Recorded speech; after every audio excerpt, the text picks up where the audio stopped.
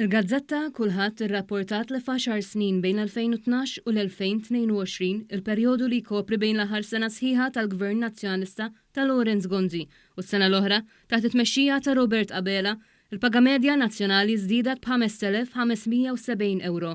Is-sena li għaddiet waħedha rreġistrat l-akbar qabża fil-paga medja nazzjonali fuq is-sena ta' qabel, żieda ta' iżjed minn 1,200 euro.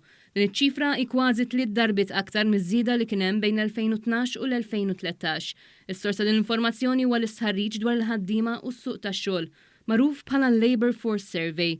Iċ-ċifri ma jinkludux dħul minn sara, bonuses jew allowances. Barra minn hekk ikopru persuni li għandhom impjieg prinċipali full-time, part-time jew full-time b'sigħat imnaqsa, iżda mhux dawk li jaħdmu għal rashom. Jirriżulta li l-ħaddiema Maltin baqgħu iżidu dħul tagħhom b'rata qawwija.